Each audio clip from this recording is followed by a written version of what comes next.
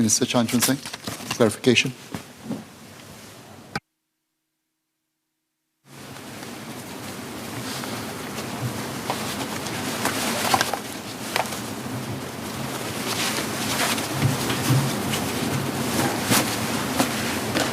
Mr. Speaker, sir, on 26 February 2021, I replied to parliamentary questions regarding development works at Kranji Road, Kranji Close.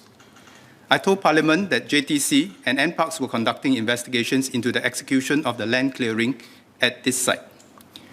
The matter was subsequently also referred to further investigations by other agencies, including the police. Police investigations have just concluded, and police presented their conclusions to me and the relevant ministers earlier this week. Sir, the investigations have established that when the matter arose last year, 2 JTC officers, the project manager, and the deputy director, who was the project manager's immediate supervisor, had provided inaccurate information to their superiors in JTC. The inaccurate information had then been conveyed to MTI and subsequently incorporated into the answers I gave to the parliamentary and supplementary questions in February 2021. Some of the information I presented to Parliament based on what they had said was therefore inaccurate. I will set out the details of what happened.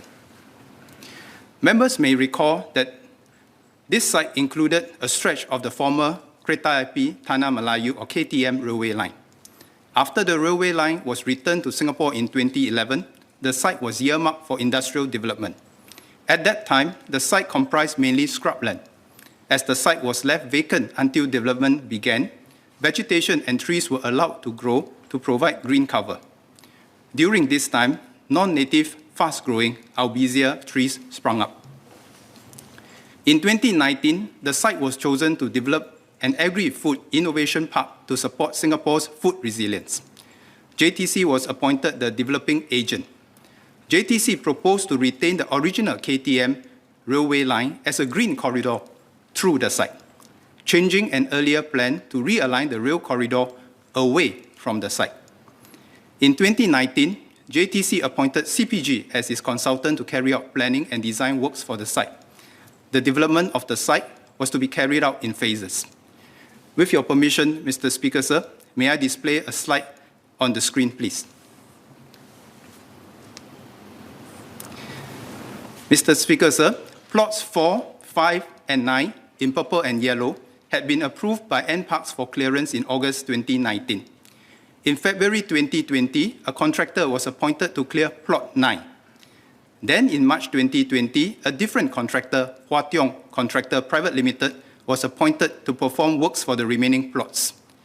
In February last year, I had informed the House that, quote, between end December 2020 and 13 January 2021, unquote, unauthorized clearance work was carried out on 4.5 hectares of the site. The 4.5 hectares I referred to are the 2 areas marked in red on the slide. Investigations have since found that clearance of the red areas commenced without NParks approval before December 2020. The investigations suggest that the 2 JTC officers had given inaccurate information to their JTC superiors about this, and I'll come back to this later. I also refer members to the area marked in blue. When I spoke in Parliament, I told members that we would thoroughly investigate the execution of the land clearing on the Kranji site. This included verifying the status of the various other plots on the site, including the blue area. Investigations have now established that the blue area, amounting to 2.8 hectares, had also been cleared without NParks approval. Part of plot 1, etched in green on the slide, had also been cleared before NParks granted approval in November 2020. My statement that the contractor, quote, had not been paid for the overclearance in January and December, unquote, also needs to be corrected. Investigations have found that some members have been made for the clearance, including tree felling, for parts of the red areas during this period. This erroneous information was provided by JTC Contract and Procurement's Construction Division, who processed the payments without realizing that the payments included felling of trees in areas that have not been approved for clearance. There was no intent by JTC staff to mislead. Investigations have also found that the payments were also made for clearance of some parts of the red areas and the blue area before December 2020, which we now know have been done without approval. In addressing the PQs on 26 February 2021, I had said that the unauthorized land clearing was, quote, was discovered by the JTC's project manager on 13 January 2021 during his site visit. All clearance works on site were suspended immediately and remain suspended today, unquote. However, as I stated earlier, investigations have since found that the project manager who was in charge knew of the clearance before 13 January 2021. His immediate superior, the deputy director, also knew. It appears that they misrepresented the facts and gave inaccurate information to their superiors. As for clearance works being suspended immediately from 13 January 2021, JTC has clarified that it stopped all tree felling and focused on that as constituting clearance works. Some other minor works, like vegetation clearing, did continue beyond 13 January 2021.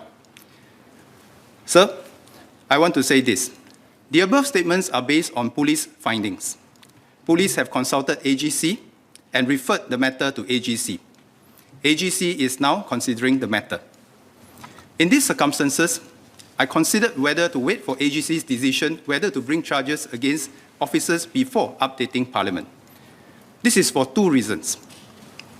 First, what I have said above is based on the police view, which could well be contested in court if the matter proceeds to court, and a court could take a different view of the facts. Second, we need to be fair to the persons who may be charged, and setting out the facts here should not prejudice their fair trial. After discussing with AGC, I was satisfied that I could update Parliament now on what the police have found. But I emphasize to members that the above is the police views of the facts and the matter could go to court. There is a natural follow-up question. Why did the officers do this? Sir, if and when the matter is brought before the court, the reasons and motives of the officers will also likely be dealt with, apart from establishing the facts. Therefore, pending any court proceedings, I have confined myself to an account of the facts as discovered by the police investigations. We should also be very circumspect about speculating on motives. May I also add that in the case of this Kranji site, the whole site has been earmarked for clearance and development. However, regardless of development plans, there are processes to be followed, including getting timely approvals from NParks, and the process was not followed. NParks has confirmed that if the due process had been followed, it would have given approval subject to the necessary conditions being met. However, regardless whether approvals would have been forthcoming, the JTC officers had a duty to give the correct information to their supervisors and MTI. Failure to do so is wrong and cannot be excused. Finally, Mr. Speaker, I would also like to briefly touch on the timeline of investigations. NParks' investigation began on 21st February 2021, just before my reply in Parliament last year. This investigation took some months and uncovered discrepancies in the information provided. But the two JTC officers I had earlier mentioned disputed that they had given misleading information. Given the unclear situation and the factual disputes, we first wanted to rule out any possible corruption.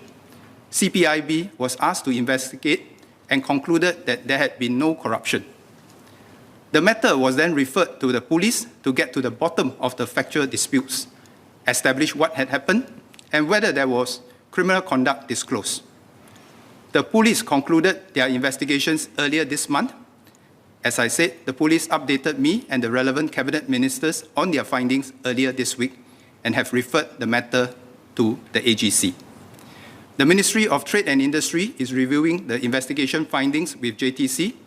Apart from possible court proceedings, MTI and JTC will take appropriate disciplinary and administrative actions against the individuals responsible as necessary. Thank you, Mr. Speaker, sir. Leader.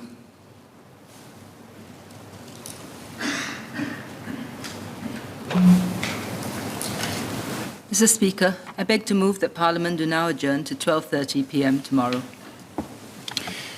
Question is that Parliament do now adjourn to 12:30 p.m. tomorrow, as many as of the opinion say aye. To the contrary, say no. I think the ayes have it. The ayes have it. Order. Order.